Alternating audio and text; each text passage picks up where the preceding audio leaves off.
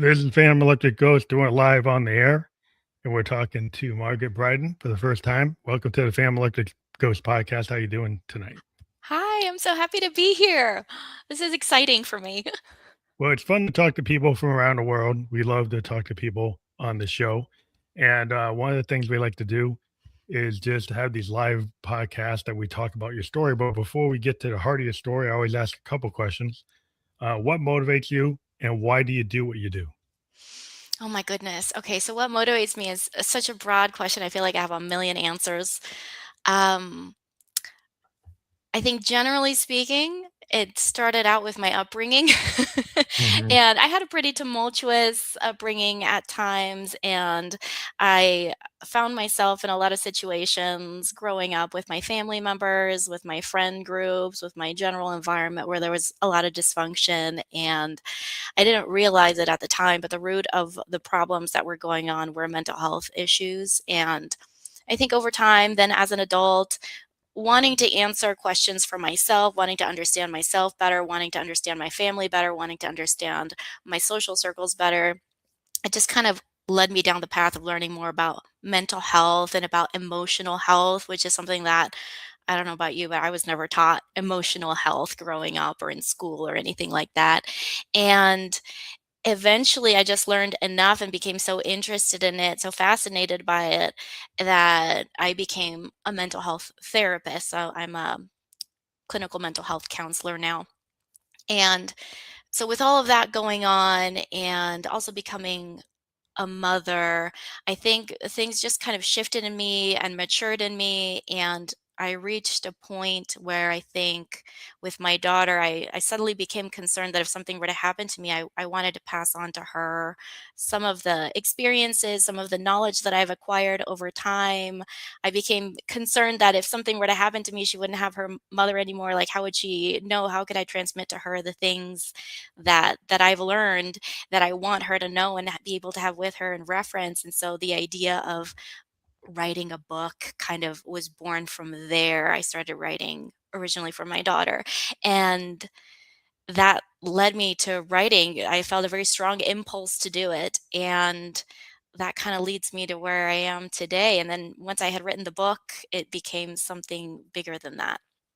Yeah, so your book is How I Understand It, A Bad Poet's Guide to Mental Health and Resilience. Yes. I think poetry is great. It's a great art form because I love about it. It's like, it's free. It just takes your time. You know, Yes. you look at musicians, we got to buy a guitar, you got to buy a thing, go have a van. You can always go show up. Like I used to go, I live like in Northeast. I go to Northampton around Smith and Mount Holyoke and go to like these cafes and just like, you'd have these open mics and you could read your poetry. And Wow. it was pretty cool because he had that kinda, beat like a beatnik scene Yeah, with all these, yeah. like, Amherst College and UMass is like the 5 college area, you got Smith and and, they're gonna tell you if they dig it or not. It's kinda like you just had to have the guts to kinda get up in front of the mic, but also just the idea of, like, before you even go to the mic is, like, you have the freedom.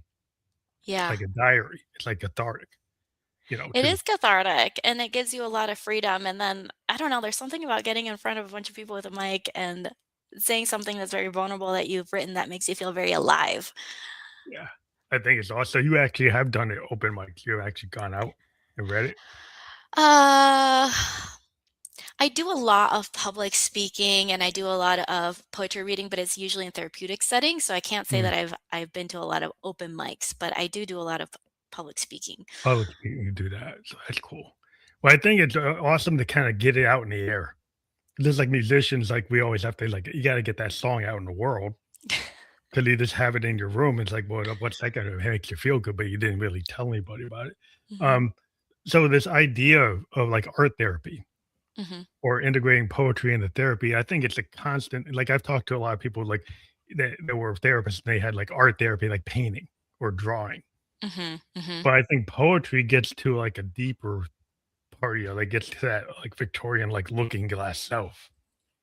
I think so too. I think there's something to creative expression and doing it with language that's really powerful. I think all forms of therapy kind of scratch a certain itch, you know? And there are things that you can do with art, with paint, with acrylics, with oils that you can't do with With writing, but words, there are yeah, things that you can do with writing and reading that you cannot do with art. So I think they address different things, but they're all leading to a common goal, which is to express ourselves. And so whatever way works best for you, I think that's the way that you should go more toward. But I don't think enough people know that creative writing and writing poetry can be used therapeutically. I think most people have probably heard that, oh, you can do painting and creative yeah, expression painting, that way, and that's something that's really kind of encouraged even in elementary school or preschool. Like from the beginning, you're always kind of encouraged to draw, but to draw n- and paint, it yeah. using poetry maybe it's a little less well known. Well, it's harder because I think if more people get judgmental because then, like, then you start thinking about, "Oh, like, I'm not Shakespeare.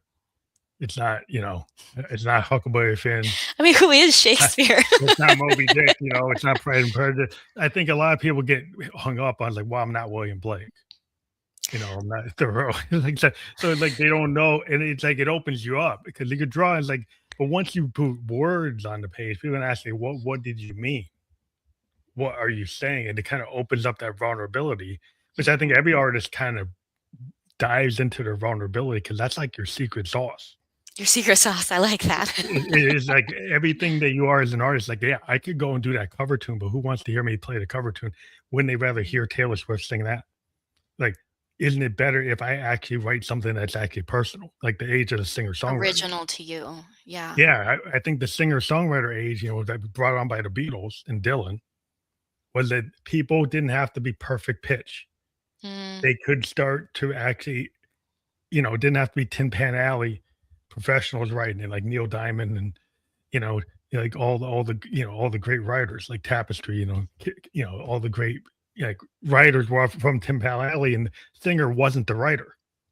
A lot of times in music, the early history of music is that a lot of times the singer was not the writer of the song. yeah, and it's really intimidating. It's intimidating to think of, like, all the greats who have made these beautiful works of art, these beautiful poems, or these beautiful songs, and I know my own journey with poetry. I actually really didn't like poetry for a long time. I know, it's hard to believe because now I've written a book of poetry, but I was really intimidated by it and put off by it because of all the Mhm. reasons that you're talking about. It's like, "Oh, you can never be as great as." Like your canon, like you're going against the canon. Like as soon as you go Yeah. into poetry, it's all Emily Dickinson. We got all these great poets. It's like how could I ever? That's like with artists. Like get people that play guitar. I run the guitarist all the time. I can't be Jimmy Page. I can't be Mhm. Hendrix. I can't be Eddie Van Halen. I can't be Leadbelly. He's like, well, of course you're not going to be them. Yeah. You're going to be you.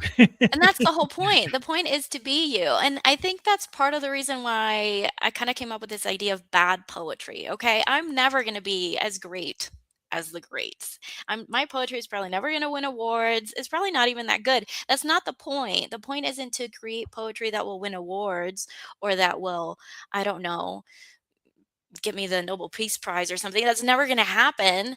Yeah, But what will happen is maybe if I put myself out there and I write something that I know is bad and do it with intentionality, not with a point of being perfect in that way, but with a point of expressing something that's honest and that's true to me, that brings me a little bit closer to my humanity, that helps me with my own self discovery, that helps me connect with people. About things that are real and important to me, then that's the function of poetry. I think once I understood that poetry doesn't necessarily have to be about being so elite and erudite and yeah. perfect, and Yeah, that no, I can make it diameter my own. diameter I was right. like, "Okay, I'm gonna make it a little bit bad then," and that kinda helps reduce the Attention. comparisons. Yeah. It helps, me feel more comfortable with it. It helps me create a little bit of sense of safety around it, and it makes it more enjoyable. It frees me up to be a little bit more fun with it, to experiment, because you know what? It's a little bit bad, and that's okay. Well, experiments, the bad is is very subjective because a lot of artists will say that they're terrible. Jimi Hendrix thought his voice was terrible. A lot of people think it's beautiful, Mhm. right? And so, like, the subjective opinion, artists are always like their own self critic. And what I find in art is the happy accident is like the idiom. It's like the main thing. It's like a lot of times artists, you put your 10,000 hours in to get good at anything you do. But once you get due, you kind of let go and you have this a download from the muse. You download from the universe. And a lot of what you do as an artist is you tap into your subconscious and you also tap into the out external. Mhm. And once you have the confidence that you have a certain level of skill, then you let it happen. And a lot of times those honest moments when you let it happen, even if it's not perfect, it's perfect for that moment. It's perfect for what you're trying to do. And that in itself is not necessarily bad. It's right, that's the punk aesthetic. It's like the independent artist aesthetic. You don't have to be Frank Sinatra to actually Mhm. sing a song. You could actually do really well and actually, yeah, you actually impact a lot of people by not being perfect.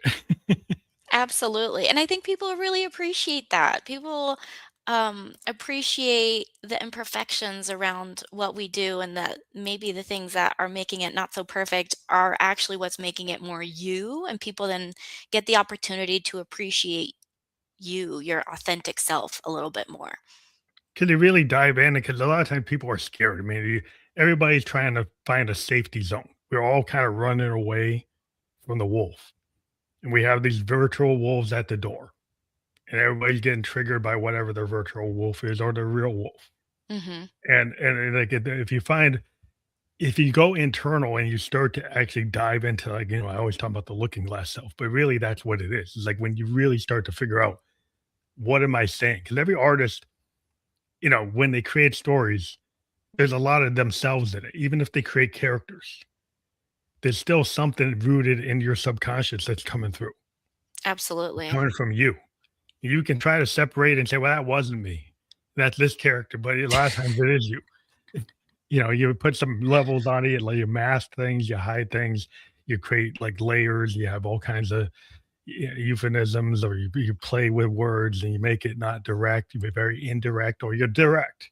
And then when you're a poet, like, do you like being indirect and making things kind of like, oh, I have to read that a couple of times, or you want to be very direct? I try to be as direct as possible because I get really frustrated by poems where I don't understand what's happening or what's going on or what it's about. Yeah, that's a Victorian, like, the So if Victorian I read a problem. poem and I have to read it 15 times, I get upset about it. So I I try to make my poems very accessible, very direct, and I feel that it creates a bit more safety around it. But poetry has like a spectrum to it. You know, there's a time and a place for those types of poems that are very lofty and use very language that's very esoteric and Or that you have coded to look up language. every other thing in the dictionary. You know, there's a time and a place for that. And I find that I gravitate more towards the poetry that's more modern and contemporary and a bit more direct and more accessible.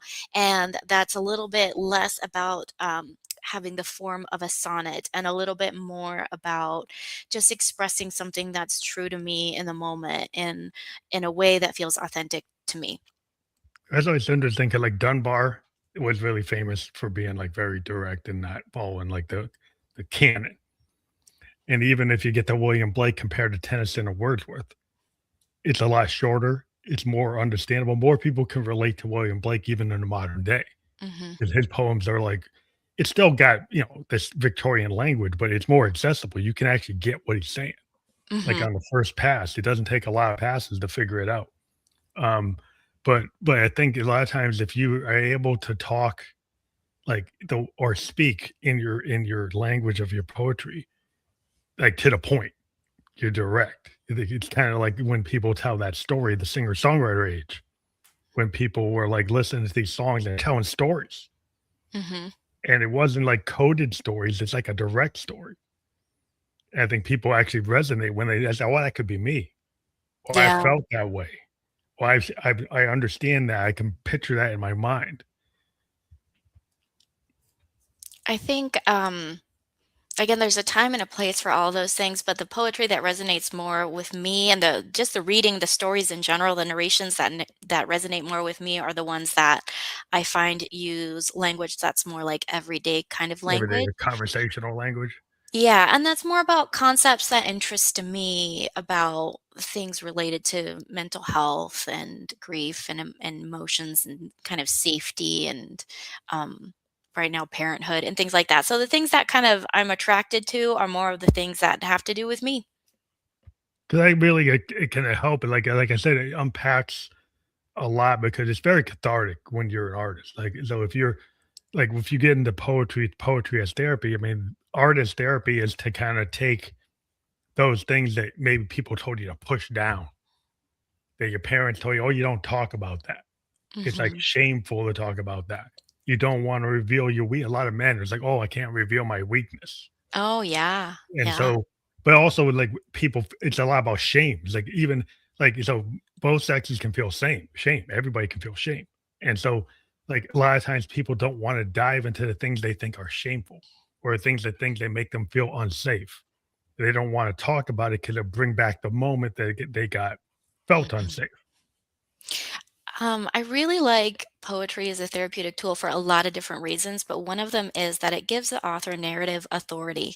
So, a lot of times when people have suffered hardships in life or they've gone through like a really traumatic experience, one of the things that can happen is kind of an internal fragmentation, and it's hard to feel safe after something like that, and it's hard to put together like a cohesive narrative Mhm. story about it. Your internal experience becomes so much more difficult to explain. And one of the things that I really love about poetry is it gives an outlet for that, and it gives a way for people to start kind of putting those puzzle pieces together. And part of how poetry does that is because it allows you control, because you get to write whatever it is that you want to write, Mhm. however you feel comfortable writing it. And it also allows space for ambiguity. It allows space for contradiction and different puzzle pieces that might not make sense together to exist, because poetry kind of makes it okay. It makes it into Yeah. art. It And what I like about it's a way to start expressing things that are maybe kind of disjointed. And what I found is that a lot of times talking about something directly is terrifying. Even if you're in a safe space or, with a therapist who you trust, sometimes tackling something head on is like, "Oh my god, I can't go there." And poetry sort of provides an indirect outlet for that, because a lot of times things that you might feel uncomfortable saying out loud for the first time, you're willing it to write feels it down. okay to maybe quietly write it down for yourself even. And then once you've opened that window a crack, then it becomes easier to open it a little bit more and see more of what's there. What I love about the form is, like, if you don't get lost in the canon structure of iambic pentameter and all trying to be like Shakespeare, trying to do the, like, real formal, Victorian again, they go into Victorian like, "Well, I can't write like Tennyson, I'm done," right? Uh, Mhm. or Lord Byron or something. It's like, you don't have to do that, right? You could go in and you could kinda think about it like, modern art. Kinda Yeah. like just splash it on the canvas. And you can be very random in this, and you can be very it could be disjointed. It doesn't have to be like a short story or a novel. You Yeah. don't have to plan it out with to the nth degree, which is like the other types of writing. Once you go to a short story or a novel form, or even an essay, there's gotta be more logic brain to it. Yeah. Where the Yeah. poetry is more like it's the art brain, it's the soul, it's the heart. And you Mhm. don't have to be constrained. Just like I like free form fusion jazz. Yeah. Like, I can change the key, I can change the rhythm, I can change whatever I want at any time, and it doesn't have to follow like a classical structure like Chopin or Bach. I don't have to be locked in. I can do whatever I wanna do, and it's whatever I feel. Mhm. And I think when you have a form that allows you to do whatever you feel, then you've given yourself the safe space Yeah, to do what you're absolutely. trying to do, right? Yeah. I sort of feel like it's almost the difference between journaling and poetry. A lot of times journaling is used as a coping skill in the therapeutic world, and I find that a lot of times when people really get into journaling and they're journaling, they're answering interesting questions and they're learning about themselves, and it is a great coping skill. But a lot of people tend to write down very linearly what happened, and they include Yeah, the who, it's what, all when, where, why, constantly and they're running. following a formula, and they're including a lot of details about stuff and who said what and what happened next. And I sort of feel like that has a time and a place, but when you ask somebody to write a poem, instinctively, like if you give them even the same prompt as a journaling prompt, but you tell them, write a poem about this, they kind of go to the core of the matter really quickly. You kind of get to the soul of it really quickly, because people don't care too much about explaining all the details then. They care more about how did this make me feel and what was this experience truly like for me? And you kind of express that more directly, even though it's in a poem and it's art and it's kind of an Yeah. indirect way of expressing it. People actually get to the core much more quickly. Yeah, they can be non-sequential. I talk to filmmakers, like, and filmmakers, like, and, even songwriters can tell you sometimes the song starts from the middle. Sometimes it starts from the end.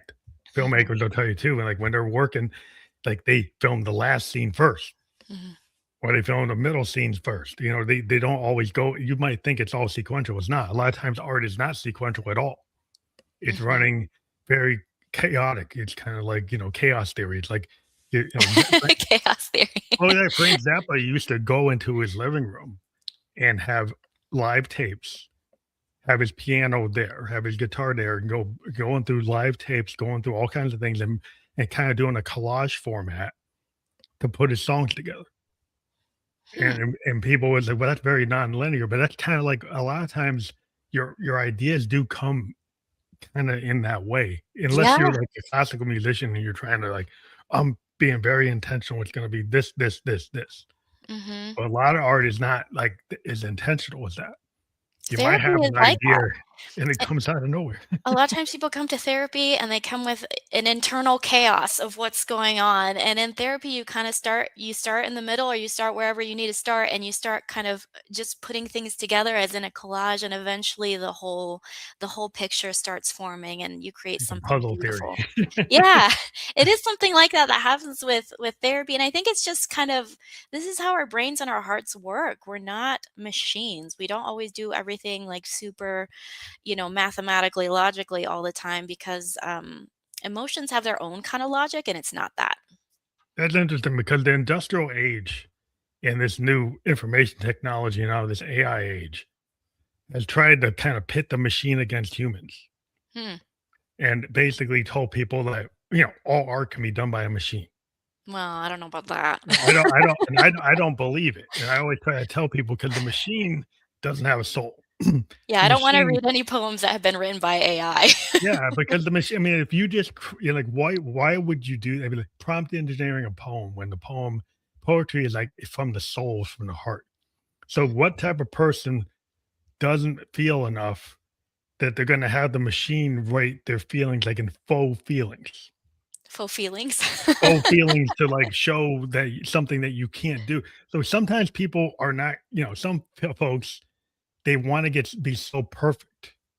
They're trying to have the machine amplify them instead of realizing that, like, your imperfection is the core, right? That is what you actually want to strive for, is actually not having it perfect, not going from 0 to 100 and everything being great. Mhm. You have to actually go through it. And if I think the AI shortcuts the experience of living through as a human being, which is the artistic experience. And if you're trying to shortcut it, what's the goal? Yeah, you're just losing your humanity in the process. I don't know anybody who wants to read poetry that's written by AI. And sort of feel like poetry and the arts and creative expression, this is what an expression of our humanity and getting in touch with that is part of what allows us to remain human and remain grounded and allows us to connect not just with ourselves but with the society and the people around us and it's so important, it's so important nowadays to do that, to cultivate that in our lives, to nourish that in our lives. So I find myself now, I started out kind of like with a distaste for poetry. Now I'm all in. Now I'm All like, right. I Yeah, want to well, do it. I want poetry to is read more of it. I want to be in touch with it. And I find that it's a great way to connect with myself and it's a great way to connect with others. And that's a very good counterpoint to this movement towards AI that we're seeing now where AI is writing everything and AI is kind of doing all of these tasks for us. They can't do this one. AI cannot do this one. no, it can't. It's like I tell you, like, AI can't be an actor. It can feign an actor. You can create an AI bot that looks like an actor, but it's not going to be like Orson Welles in The Third Man, Mhm. right? And you watch Orson Welles in that black and white movie and the way his eyes look, the way his face turns. It's like you can try to replicate something that already exists and then put it into a collage format and make me think that that is real. but a human being is very specific. We have this internal light and heart Mhm. and soul that the machine tries to kind of junk food create these images as oh, it looks like it's real, but it's not real. It's not really. That's like when people listen to AI music. It's like it's too perfect. Any Mm, really good musician can discern it because it's like it doesn't have mistakes. It doesn't have classic music. When you listen to the rate songs in the 70s and the 50s, there are errors in it, mhm. right? There's timing errors. There's things that because human beings are playing the drums or to play an instrument. And human beings aren't perfect, but part of that imperfection is the beauty of the piece. Just like a painting, it's not perfect. Not supposed to be perfect. And I think with people in this modern age, as the kids are being taught that everything's got to be perfect, and I think they're losing the plot. Yeah. I'm definitely a big, unproponent, is that a word? An Yeah. unproponent of of perfection. I think perfection is like I mean, the antithesis of it's an joy. art. It's the antithesis of really art because, like, anytime you're an artist, when you really are pushing it, you're going into something you're not great at, Mm, right? mhm. All the great artists push themselves beyond their comfort level to go into forms that they can and even said they didn't like. You know, the people like when they push it, it's not comfortable. It's not Yeah. supposed to be comfortable. You're supposed to actually kind of try to push yourself to be not what you've done 100 times, Yeah, but because if it's something comfortable, it's boring, and boring, it's yeah. probably just not worth doing over and over again. Yeah, because why would you write like, you write your a poem, and it's your most popular poem, and everybody wants it to you to write the same poem over and over again. But, like, as an artist, like, you have no interest in it. Yeah. And so the next poem is maybe your fans don't think it's the best, but that's not the point. You weren't writing it for them to think it's the best. You're writing it because you felt something. Mhm. If it resonates with whoever, that's fine. It's like it'll find the law of attraction will find whoever it resonates with, but I don't have an obligation to just keep on repeating myself as an Right. artist. Which I think some people in the business of art, that's what the problem is. They want you to just make the widget. Mm, it's And the widget stifling. doesn't have heart. Yeah, it's stifling, and it really just takes the joy out of the experience. I think when humans are given freedom to truly create something, they go wild and they make things that are truly surprising and unexpected, and that's part of the joy of it. You kinda have to let the art surprise you a little bit, and you don't do that if you just keep doing the same thing over and over and over and over again. Yeah, because I mean, what people want is like the fans might say they want to hear that song again. But like, what happens is like you get a Hendrix, you get the Beatles, you get Led Zeppelin, you get these people came and they did something different. And then other people cloned them. And then eventually they kind of overdo it and then you get bored. Mhm. Like disco, people got bored. It's like the same, and then it got kind of pushed into a niche or a novelty thing. Like if you overdo anything, Mhm. like even today with EDM, it's like with the drop, it's like it's the same drop on all the songs. It's like it's the same structure on all the songs. It's like it gets boring. Yeah. People then say, "Well, I want maybe I should listen to country music. Maybe I should listen to jazz. Maybe I should listen to progressive." They get tired, and like you have to be human. You can't just like allow like you just want to repeat things because the business guys want to repeat it. And, the popularity people on the TikTok wanna see what the latest thing is until they run the latest trend to death, and then they have to come up with a new one. But that's Yeah. really the thing is, like, that those trends have an end date because you can't keep on doing it. What do you think helps you kind of cultivate your novelty and your sense of experimenting and surprise? What do you think helps you cultivate that?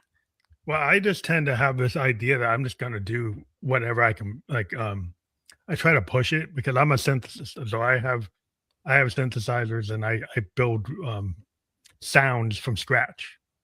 I actually take waveforms and I use oscillators to create my own custom tones. That is not something most kids do today. They grab samples.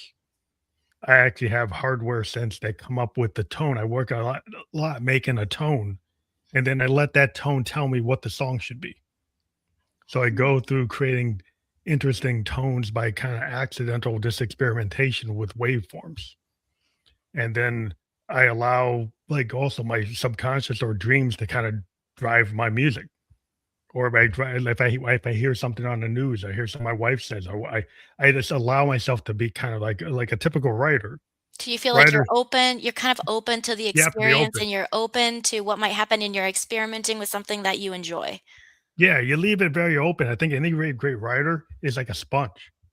Hmm. If you talk to a lot of writers, they're very observant. Writers will go, well, you can always see creative people. Sometimes they're a person in the room observing everybody. They're not talking as much to everybody, but they're kind of observing all this stuff. And then it comes into their work because they not only are they observing the external, but they observe their own subconscious and Mhm. then they merge it. And the really great artists are good at doing a combination, a synthesis of like both of those things. Yeah, merging maybe what they observe and what they've learned with kind of the heart of their experience. I think that's what makes great art because then every day is like I can't wait for the next day to happen because I have no idea what I'm gonna pick up. Right? So instead of having this kind of like negative point of view of like what's going on, when you're like into pure art, is like but every day I'm here, I have an opportunity to pick up on something and then spin that into something. And the thing is that it become this like never ending thing of like I can always find something that I Yeah. can whether it works or not, I don't know, but I can find something. It sounds like the work that you do and the element of surprise and the joy that might come from that, I mean, that's really powerful motivator. Yeah, I think some people are so into cloning. I mean, with the kind of culture we have today, everybody's looking, oh, what's the latest cat video? What's the latest this? And then they always want to say, well, I need to look like this influencer because they got the right haircut, they got the right chin, they got the right makeup, they got the right this. It's like, well, what about you? Like, why don't you go and decide to do something? And then you create, it's like they have to, you should have the audacity to create your own trend. So it The sounds like you audacity. really appreciate originality. Yeah. I think a lot of people are stuck in copying. We kind of Mhm. live in a copy age. Everybody thinks that that's what they should do, and I'm like, "That's exactly not what you should Well, I do." think people are afraid. I think maybe people are afraid of creating something because of the fear that it might be bad or that it might be judged, and They I don't like think the haters. Like, everybody's scared of being like, "Oh, I hate it." but I think that's so sad because it does take away the originality, it takes away their ability to, like, be authentic, it takes away the creativity, and it takes away all the joy that kinda comes with that, Look at our and yeah, I mean, look if there's a way that we can help lower those barriers to the judgment that you're anticipating, and that's what's inhibiting you from being creative, I mean, I think we sort of have a almost like a moral obligation to lower those barriers, and I think that's part of why I'm so passionate about bad poetry, like, put it out there, let it be a little bad, see what happens. actually, I mean, I watch a lot of foreign TV because I lived in Japan for 2 years, so I watch a lot of K-drama, I watch, like, Taiwanese film, TV show and what I love about watching, like, Asian dramas is they come from these, like, areas, like, 'cause I'm not from, the East. And so they have these stories that don't come from like archetypes that I know. They Mhm. come from these different ideas. And I like what I get kind of bored with the Western culture lately is like you keep on recycling the same stuff. I mean, how many Like times can we redo Spider-Man? how many time Mission Impossibles can we have? I mean, everything is like Yeah. repeated to the nth degree. And when they take something like, oh, let's go redo Moby Dick, it's like, well, the original was probably better, you know. Like, what let's redo, like, something that they already did, like West Side Story, like, you gonna make a new version? The original is it. It's like some things stand, like, their own test of time. Why Mhm. don't you come up like, I like independent films. I like foreign films. I like seeing stuff coming from out of left field because, like, whatever, it seemed to be in the '70s and the '80s, maybe because 'cause I'm a child of the '70s, but it seemed to be more stories that were just stories for adults. You Mm. go to the movies and have like a really interesting story. It might be slow. It wasn't gonna bang you over the head with the plot. You actually had to like pay attention. Yeah. And I was like, you can't pay attention. So we can't have plots that are a little tricky. Mhm. You can't have things that just don't hit you over the head. It's got to be all laid out, and like that seems kind of very disappointing to me. Our attention spans are just a little shorter, I think. Yeah, so it's like at least the poetry makes you think. Like, what if you're gonna read something that it's not being like spoon fed to you in video, Mm, and even audio today we get spoon fed like just what we call grooves or beats, but there's no song structure like a Beatles song or a Carpenter song or an Elton John song. Those songs have structure and they kind of pull you in like a good novel. mhm. Everything today just hits you in the first 5 seconds. Got to have some groove that just like the same thing just over and over. Like, oh, that's catchy, but what does it mean? You want some depth, and I think poetry forces you to have some depth because you're telling something very honest, and you're using it for mental health purposes and resilience. That means it's going to be very impactful. Ideally, I mean, poetry for therapy, yeah, it tends to be really impactful, but there's a spectrum for things. I think there's poetry that's just kind of silly and Fun, fun silly, too, and yeah. that's okay. It's a little bit lighthearted, not everything has to be so serious all the time. And I kind of feel like that's again part of the reason why I went to bad poetry because like I don't know that I can be so serious all the time. That's hard for me. Well, Sometimes I do comedy is just want to very like chill a powerful. little. Well, comedy is interesting because comedy has some depth that people don't realize. Like if you get silly or get comedic, you can actually still be telling somebody to kind of like people lower their defenses, Yeah. and Well, then I if think you can get to a point that maybe they wouldn't have listened to if they weren't laughing. absolutely. I think the best comedy, I love improv comedy and I love going to comedy shows and I feel like the best comedy that I really appreciate is the kind of comedy that takes like the sorrows of life or the sorrows of everyday life or something really kind of difficult that you're going through and they make it funny. And I'm like, "Okay, that was cathartic. That was really cool." That takes a lot of talent. Yeah, you think about. I remember watching like Robin Williams stand up, and he'd be very dynamic, but he would tell these stories. They're very impactful. I mean, a lot of the great comedians, when you actually saw them, they making everybody laugh, but they were saying things. They were sneaking in politics. They were sneaking in statements like empathy, Mhm. understanding, like depth. But on its face, it's funny, but it's actually there's a lesson, there's a moral, there's a story. They're telling a point, they're getting a point of view, but it's disarming. Yeah. It's like I like science fiction, like Rod Serling in the Twilight Zone. He would have all the science fiction stuff, but he'd making social commentary through the fiction, or like Gene Roddenberry on Star Trek. He would have, oh, this is out in space. But he's actually making a comment about today. But because Mhm. it's out in space, he's like, you don't necessarily pick it right off. It's not like in your face direct, but it was still there. It was somewhat direct, but he's like, some green alien is saying something. But they're actually saying something that actually represents a real feeling, a real problem. Mhm. So you can use art to kind of be a subterfuge to kind of get the things through. I mean, art is an amazing vehicle for so many different things. I feel like that's one of the beauties of art. You can use it as a vehicle for all kinds of messages, all kinds of things, even therapy. You say in like talk therapy, people might be like not willing to reveal because they have to say it out loud. Yeah, So, it's so once, terrifying. but when you put it into a poem or you write it down, then you have a little bit of safety, like you're saying, you have a little cover. Yeah, I think there's the indirect expression of it, the taking back the narrative authority of it, and also just the knowledge that just because you write something down doesn't mean you have to share it. So again, you have the control over it, and if you want to, you can just keep it for yourself. And I do think that that helps create a lot of safety for people to start Or start, yeah. externalizing their experience. So we talk about externalizing a lot in therapy, but kind of what that means is a lot of times you're carrying a lot inside, and because it's inside of you and it's kind of abstract and it's in your head and it's kind of like a tornado, it's hard to look at it and it's hard to be objective about it.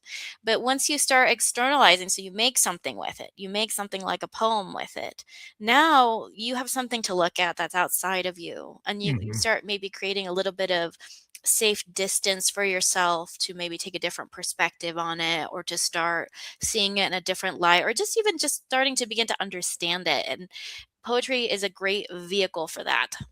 It's that introspection. Yeah, I remember there was a tech bro that was pointing out that he loves not being introspective. And I was like, What? he said that was meant to be, anti, like, no empathy and no introspection. And so I'm like, okay, so that's like STEM now. That's what you should do. So like I don't really, know about that. like, but there's this idea like you can't the empathy even for yourself is Mm, weak, right? You get these kind of like super male kind of attitudes, these mm. alpha, and they can't have any introspection. They can't have any kind of maybe you made a mistake. No, I can't admit that. Right? I can't admit that maybe I could actually have handled this better. That's a They very once you sad way to start, be. yeah, with once you put something down, like you put it, take it from the inside, and then you have a chance to kind of go and have that lesson learned session. Because I'm in IT and Mm, we build stuff, right? And we say, oh well, we messed up. Let's go back and look at what we did. But we look at it as like, well, that's not like, oh, everybody's gonna get fired. Like, no, we need to learn and iterate and make another version. 'cause we're doing stuff that's never been done before. Yeah, we don't know. It's like it's okay to be in that JAD session or joint application development session or whiteboard session. Mhm. And everything, but it's okay to raise your hand, which is the opposite when you're in school. Nobody wanted to raise their hand. Like in our environments where I work with these people are willing to kind of put themselves out there because they know they're not going to get destroyed if they Mhm. have the wrong thing. They need to put everything on the table. And when you can put everything on the table, I think like your poetry is like putting everything on the table for yourself.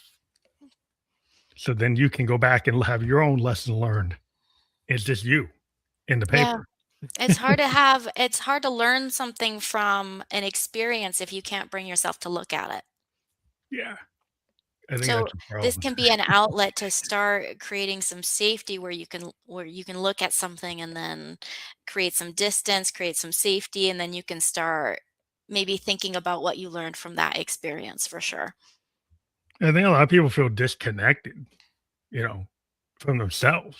And then they're disconnected. There's in sociology, there's the idea of Weber that had anomy, like this disconnectedness. That was my major. But Hmm. the idea, like the disconnected people that cause a lot of social ills. That when you study groups of people, like the individual microcosm level of that person having that anomy, because they're disconnected. They Oh, can't feel yeah. connected to society. So then that you extrapolate that, and it turns into social problems, like group problems. Yeah, I mean, but it starts with each individual. When we're disconnected from ourselves, all kinds of issues happen. I mean, if you're if you're not really connected to your internal experience, you're not really connected to your feelings, you can't bring yourself to look at that.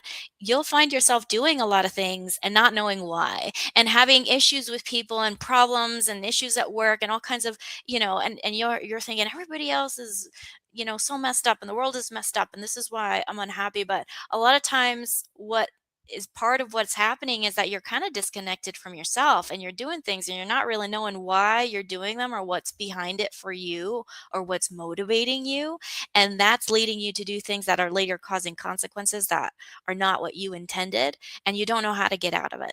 But how you get out of it is you start getting more in touch with yourself. And that's the thing. A lot of people are like, "Oh, that's too foo foo." They're like, "Oh, it's too foo." They rather go say, "You know what? It's my neighbor across the lane. He dressed a certain way. He's causing all my problems."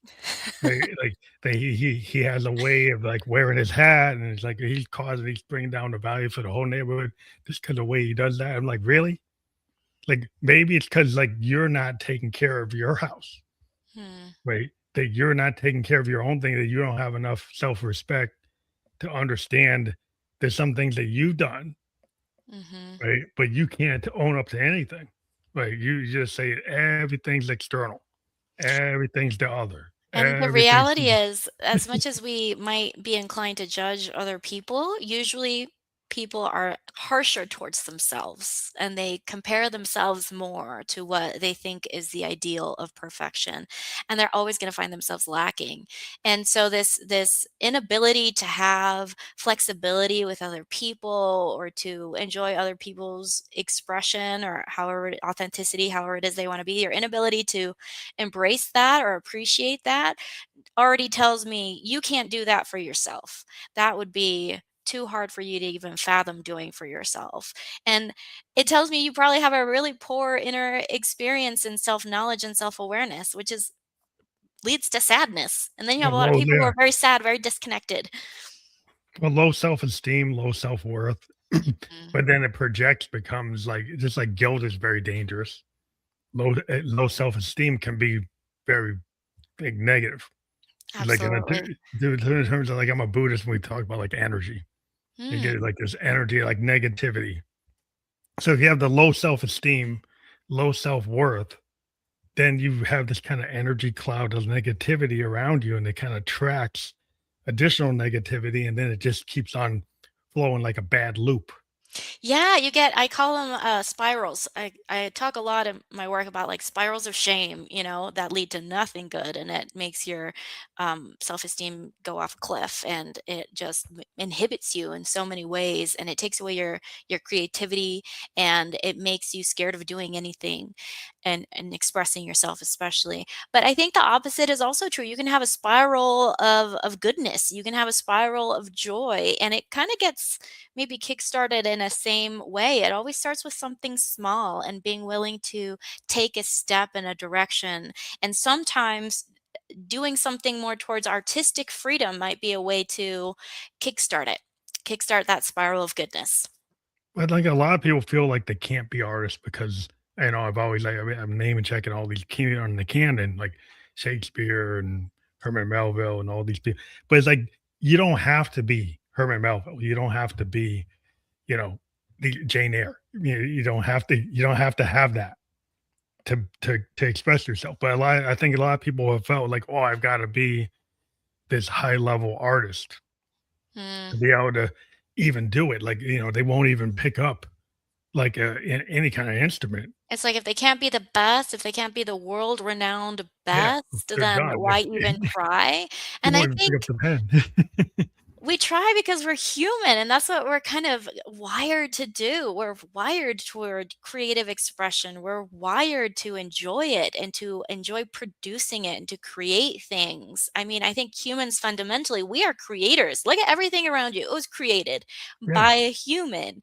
And we enjoy this, we're propelled towards it. We don't even have to, think about it too much. We just create things. And I think when we actively try to stop things from being creative, when we actively try to stop ourselves from creating, that's when the sadness kicks in, and that's when we start feeling really disconnected from ourselves. Creativity and the joy of creating something and being spontaneous with it, I think it's something that's fundamentally human. And I think this idea that we have to be the best at it or else we won't try it at all, it it's what leads to a lot of disconnection and a lot of shame spiraling and a lot of sadness that's, ultimately it leads us nowhere good. And it's not what I would want for the world, it's not what I would want for other people, and it's not what I want for myself. No, 'cause I think a lot of folks today are so caught up in, well, I got to get 1,000 likes on my post. I've got to be trending, or they got to be in the in crowd that's watching the million cat videos, Mhm. and they can't watch anything that has less than 100 likes, even though what has less than 100 likes actually may speak to you, but you're being told like, well, that's not has no value. So if people are being told that it only has value if it's got a million views, Yeah. then what are you doing? It's like a lot of things are a lot of art was not popular in its time. A lot of Yeah. art was kind of experimental. I mean, William Blake wasn't even known during the Victorian age. They found his stuff later after he was gone. So the idea that you have to be popular like in the time that you're around is not necessarily true. It's like you should create whatever you feel like and put it into the ether because you have no idea where that's going to go. Yeah. And And you won't ever find out unless you try.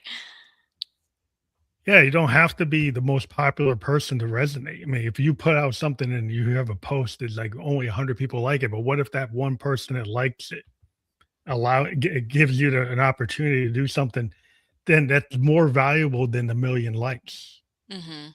Because there's so many, like I've had posts where suddenly I had an opportunity, I got to work with another artist. It didn't get a lot of views, but it actually resonated with that artist, and we actually got to do something.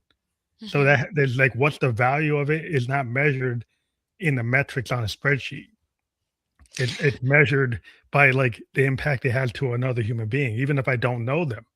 If it Yeah. impacted somebody and made their life better, that's why you do it. I think this is a very kind of a Buddhist approach, which is to not attach yourself so much to the results of what you're doing, but instead enjoy the journey of it. And that's actually something that's very influential in therapy too, like dialectical behavior therapy, DBT, very much espouses that same thing in different ways and with different therapy lingo. But the idea is enjoy what's present, be present, enjoy what is now, and focus on what is now, and don't attach yourself too much to the results of things because if you do, it will take away your joy and you'll probably feel so inhibited you won't even try. And I feel like that's also kind of what's behind creating bad poetry. Don't attach yourself to the results of it. And it's okay if it doesn't turn out to be award winning poetry. The idea is to be in the moment, be present with yourself, and create something that's authentic to you. And in doing that, you enjoy your experience of being you more. Well, it's a risk, because like when you're you, yeah, that's your secret sauce, and like everybody said, well, I don't feel it. Well, that's fine. You don't feel it, but somebody else feels it. And Mhm. so just because somebody doesn't feel it, like the hater, doesn't mean that you shouldn't do it, right? And the problem is we measure things based on external input, like you're saying. Like if you don't measure based on the external input or the feedback you get. Now every artist will be like, yeah, your lesson learned, I can do better, right? And every time you do something, you get better. Like the whole idea, like 10,000 hours to be an athlete, to be a musician, to be a poet, to be the more you do it, I'm sure like the more you started writing your poems, Mhm. by like your 100th poem, you started getting into a flow and they say, hey, I know I got this. I know what I'm doing. Right. And so then you get this level of expertise because you actually have to actually practice Yeah. to get good at anything. I I really do think that there's something to this idea of being present and just doing something in the here and now because it makes sense to you here and now and not focus too much on how other people will receive it or what the results of it will be. It gives you the freedom to create something that's a lot more meaningful and that it's a lot more expressive and meaningful to you. And you do end up finding your tribe, you end up finding your people that resonate with that, a lot more easily that way. And then you find yourself actually getting really good results as a consequence. So it's almost like you have to be very indirect about it. You can't focus on the results, just focus on the now. And then what happens when you focus on the now is you create the environment where you get the results that you want anyway. Yeah, because what happens is like the law of attraction, like the good vibes come to you Mm. and the bad vibes kind of bounce off because you just like you don't care about it because the good vibes are coming through. And so for every person that says, I hate it, there's somebody coming in and saying they love it. Maybe it's not the ratio you want initially, but eventually, like it comes into balance. You're more where you're supposed to be, right? Yeah. You kind of end up being where you're supposed to be if you let yourself follow your journey. But if you're scared of walking out the door or opening the window, it's like, well, you're never going to get out, you know? I always find it interesting that there are all these different theories that we use in therapy, like ACT therapy, DBT therapy, psychodynamic therapy, um, IFS therapy. There are all these different types of therapy, but at the core of it, they all kind of say the same thing, just in very different ways with very different lingo, but they're all kind of saying the same things. And I kind of feel the same way about like what you're talking about now, even though you're not using therapy speak, you're coming at it from a different perspective using different language. It's all kind of saying the similar things. And I think those similarities and the things that are in common with all these different therapies that are out there, they're what's real and what touches on what it means to be human and to be living this experience. And finding the kind of theory or philosophy that resonates the most with you is probably going to get you where you need to go. And it almost doesn't matter what philosophy it is. Yeah. I think some people are so into like the method or the practice. So I've got to be like a Nichiren Daishonin Buddhist. That's the only way. Right? And I was like, no, like it doesn't have to be the only. Like if that happened to speak to I would say me, keep going on that journey. Learn more it about what happened to Buddhism is about. it happened to speak to me, but it doesn't mean that I don't practice like other types of Buddhism I don't respect. And so the idea is like whatever speaks to you, that's what it is, right? And Mhm, it could be a point in time you change over time. I would grew up being like, Baptist. Now I'm a Nichiren Daishonin Buddhist. Like over time, people evolve. mhm, They change what my 17-year-old self, I like this. mhm. 58-year-old self, I like that. Like, it's like some things stay the same, some things don't. And I And love that. I love that about humans. We have this ability to change our mind and to try different things and adopt different things. That kind of flexibility is so beautiful. And I think when people kind of get caught up in, well, this is the only right way of thinking, I mean, it's ridiculous. That's not how we work at all. And tomorrow you might wake up and feel differently, and that's okay. Let's embrace that. I think that makes things a lot better to like deal with the rest of humanity. Like if your absolutism ends into like, oh, I gotta build this fence, I gotta build this wall, I gotta build this like thing to keep you out, right? Instead of like, well, maybe we should work together so that we can actually move forward. Cause like working against you, like, well, now we have to fight. Why Now we why do have you to need to fight. fight? Right? If you work together, you can share the food, you can share the air, you can share the water. If you work against it, like, I want all the food, I want all the water, I want all X. And like, well, that doesn't go anywhere. But it Mhm. goes it goes somewhere, but somewhere you probably don't want to be. You know, Well, I'll tell you what, in my core, I am not a fighter. I think I'm more of a lover and a poet. And yeah. if I were ever put in a situation where I had to fight, I would probably just like run or maybe die. But I'm probably not much of a fighter. So what appeals to me and what attracts me and what I gravitate towards is I think more of the gentleness in life and understanding what my human experience is about and how I relate and how I can connect more effectively to others. And what I have found works for me more is building bridges, and doing that through poetry is just one of the ways that I do it. And I've found that it's really enjoyable. Well, So yeah. that's kind of what I'm about now. Well, it builds community because if you build a community, you're building. You're not like tearing something down. Like if you have people that are creative, they tend to be building. They tend to be like coming up with a new concept, a new idea. Other people might be scared of that because when you come up with something new, it's like, what's that? Why do you have that? Instead of asking like, why do you have that? It's like, well, maybe I should try it. Maybe I should like, oh, that's cool. Is instead of being like jealous or envious or scared, like, why do you have to go to that place? Or maybe just acknowledge that those feelings are there. I'm scared and I'm jealous and I might be a little envious, and I'm going to try this new thing anyway. I'm going to try to build a bridge anyway. And Or write it's it down scary, in a but I'm going to poem. do it anyway. Or I'm Right? going to write a poem about it About it, like anyway. why do I feel jealous that my neighbor has X? Mm, And why do I feel that way every time? Instead of like what does that say?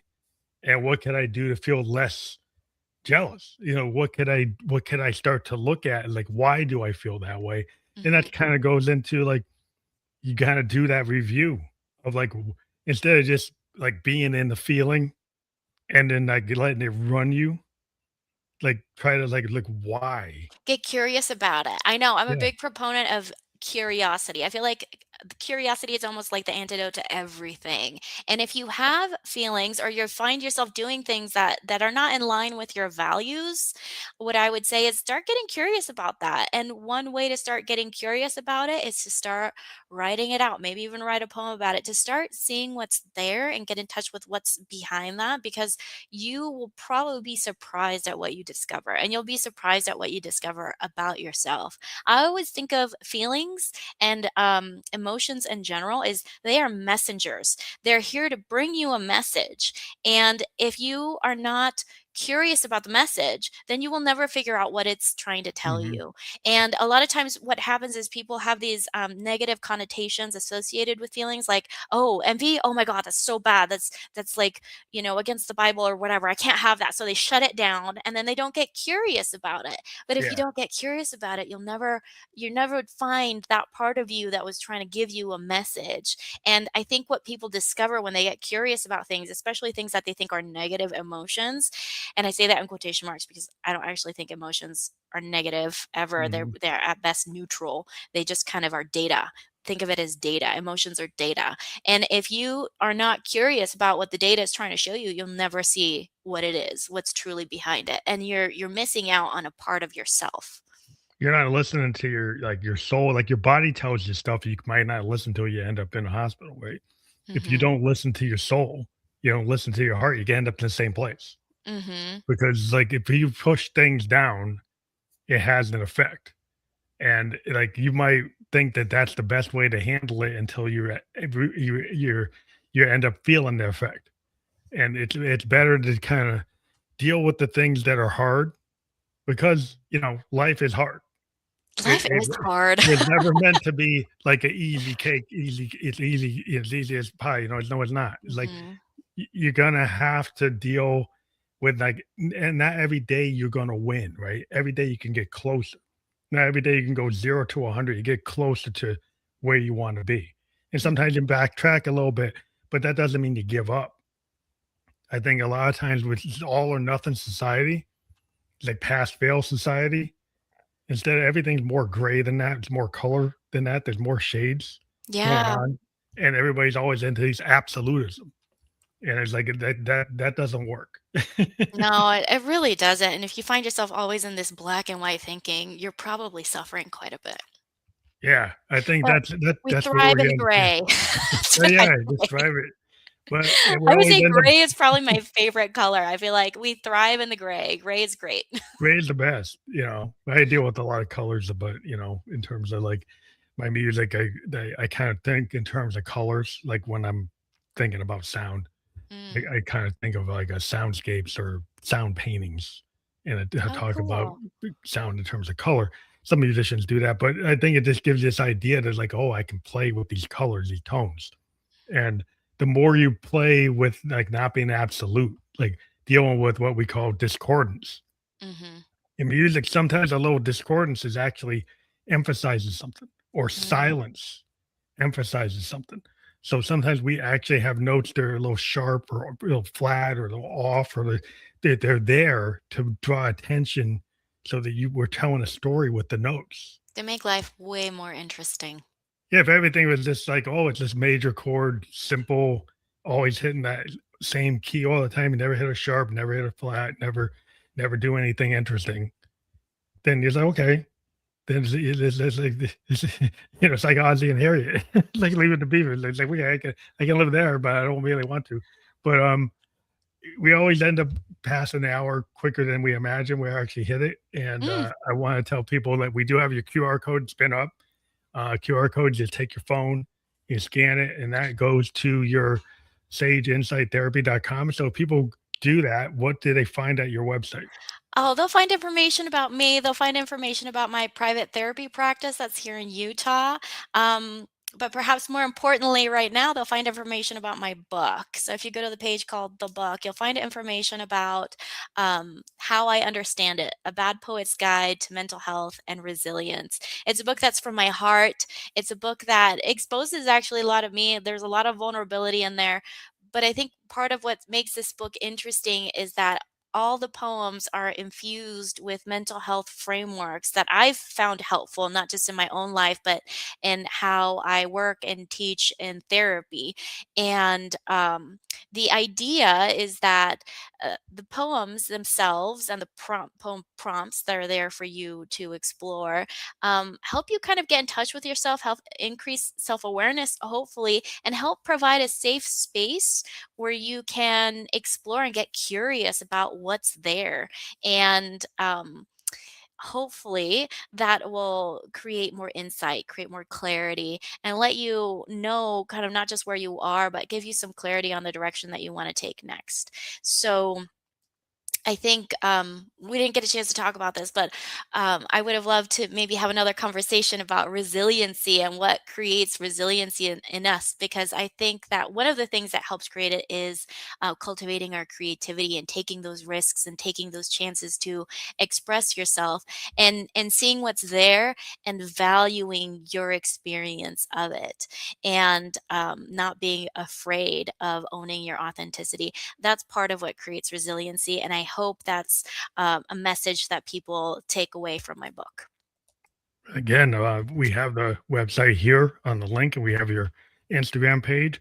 Those will be fully clickable on the platforms we've been on. We've been live on LinkedIn, YouTube, and Kick.